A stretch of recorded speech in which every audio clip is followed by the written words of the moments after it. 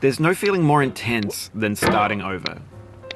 If you deleted your homework the day before it was due, as I have, or if you left your wallet at home and you have to go back after spending an hour in the commute. If you won some money at the casino and then put all your winnings on red but it came up black. If you got your best shirt dry cleaned before a wedding and then immediately dropped food on it. If you won an argument with a friend and then later discovered that they just returned to their original view. Starting over is harder than starting up. If you're not ready for that, like if you've already had a bad day, then what you're about to go through might be too much. Feel free to go away and come back. I'll be here. Alright, thanks for coming with me on this trip. I'll understand if you have to take a break at any point. Just find a safe place to stop and quit the game. And don't worry, I'll save your progress, always. Even your mistakes. This game is a homage to a free game that came out in 2002, titled Sexy Hiking. The author of that game was Jazzuo, a mysterious Czech designer who was known at the time as the father of B games. And B games are rough assemblages of found objects. Designers slap them together very quickly and freely, and they're often too rough and unfriendly to gain much of a following. They're built more for the joy of building them than as polished products. In a certain way, Sexy Hiking is the perfect embodiment of a B game. It's built almost entirely out of found and recycled parts, and it's one of the most unusual and unfriendly games of its time. In it, your task is simply to drag yourself up a mountain with a hammer. And that act of climbing, in the digital world or in real life, has certain essential properties that give the game its flavor. No amount of forward progress is guaranteed. Some cliffs are too sheer or too slippery. And the player is constantly, unremittingly in danger of falling and losing everything. Anyway, when you start Sexy Hiking, you're standing next to this dead tree that blocks the way to the entire rest of the game. It might take you an hour to get over that tree, and a lot of people never got past it. You prod and you poke at it, exploring the limits of your reach and your strength, trying to find a way up and over. And there's a sense of truth in that lack of compromise.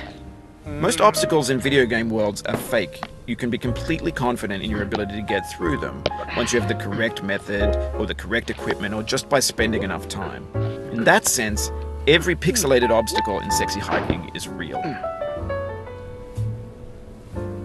The obstacles in Sexy Hiking are unyielding, and that makes the game uniquely frustrating. But I'm not sure Jazzuo intended to make a frustrating game. The frustration is just essential to the act of climbing, and it's authentic to the process of building a game about climbing. A funny thing happened to me as I was building this mountain. I'd have an idea for a new obstacle, and I'd build it, test it, and it would usually turn out to be unreasonably hard. But I couldn't bring myself to make it easier. It already felt like my inability to get past a new obstacle was my fault, as a player rather than as a builder. Imaginary mountains build themselves from our efforts to climb them, and it's our repeated attempts to reach the summit that turns those mountains into something real. When you're building a video game world, you're building with ideas, and that can be like working with quickset cement. You mold your ideas into a certain shape that can be played with, and in the process of playing with them, they begin to harden and set until they're immutable, like rock. And at that point, you can't change the world. Not without breaking it into pieces and starting fresh with new ideas. For years now, people have been predicting that games would soon be made out of prefabricated objects, bought in a store and assembled into a world. And for the most part, that hasn't happened, because the objects in the stores are trash. I don't mean they look bad or that they're badly made, although a lot of them are. I mean they're trash in the way that food becomes trash as soon as you put it in the sink. Things are made to be consumed and used in a certain context, and once the moment is gone, they transform into garbage. In the context of technology, those moments pass by in seconds.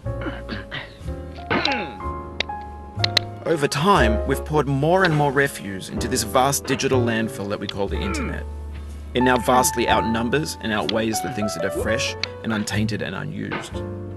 When everything around us is cultural trash, trash becomes the new medium, the lingua franca of the digital age. And you can build culture out of trash, but only trash culture. B games, B movies, B music, B philosophy. Maybe this is what digital culture is. A monstrous mountain of trash, the ash heap of creativity's fountain. A landfill with everything we ever thought of in it. Grand, infinite, and unsorted. There's 3D models of breakfast, Gen X's fanfic novels, scan magazines, green screen Shia LaBeouf, banned snuff scenes on LiveLeak. Facebook's got lifelike bots with unbranded adverts and candid shots of Kanye and Taylor Swift mashups, car crash epic failed GIFs, Russian dashcam vids, discussions of McRibs, discarded, forgotten, unrecycled, muddled, rotten, untitled. Everything's fresh for about 6 seconds, until some newer thing beckons, and we hit refresh. And there's years of persevering, disappearing into the pile, out of style, out of sight. In this context, it's tempting to make friendly content that's gentle, that lets you churn through it but not earn it. Why make something demanding if it just gets piled up in the landfill, filed in with the bland things? When games were new, they wanted a lot from you. Daunting you, taunting you, resetting and delaying you. Players played stoically. Now everyone's turned off by that. They want to burn through it quickly. A quick fix for the fickle, some tricks for the clicks of the feckless. If that's not you, you're an acrobat. You could swallow a baseball bat. Now I know, most likely you're watching this on YouTube or Twitch, while some dude with 10 million views does it for you.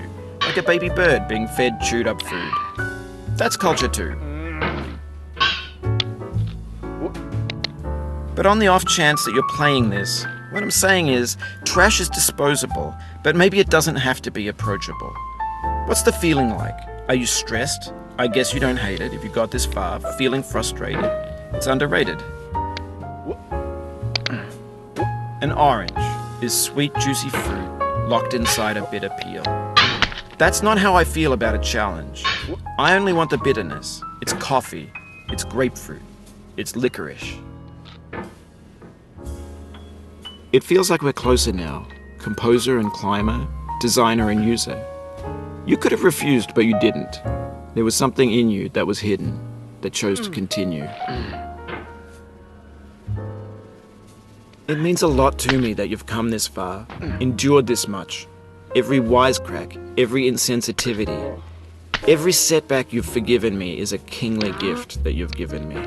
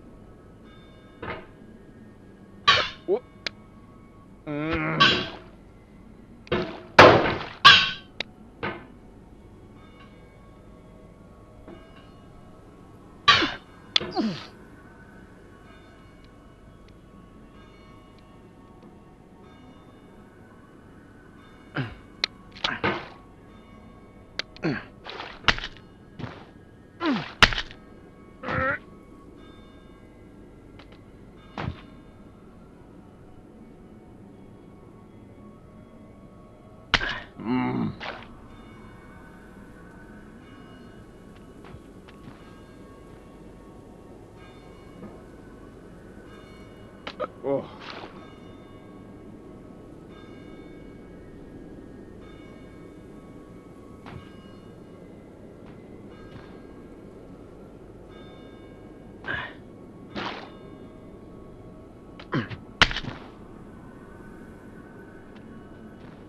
We have the same taste, you and I. It's not ambition. It's ambition's opposite. An obdurate mission to taste defeat. You'll feel bad if you win, so I put this snake in for you.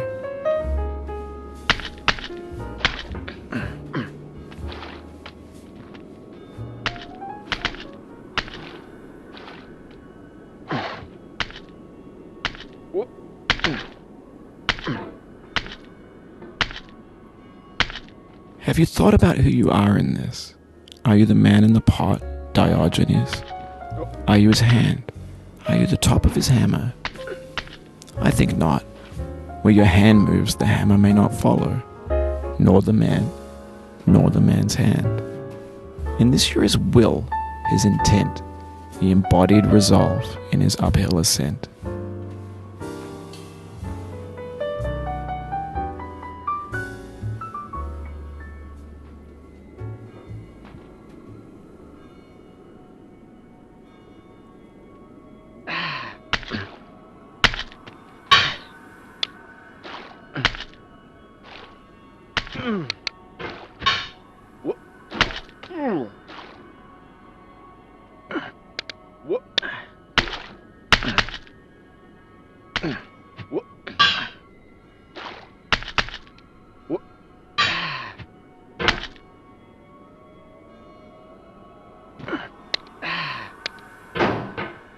Now, you've conquered the ice cliff, the platforms, the church, and the rectory, the living room and the factory, the playground, the construction site, the granite rocks, and the lakeside. You've learned to hike. There's no way left to go but up, and in a moment I'll shut up. But let me say, I'm glad you came.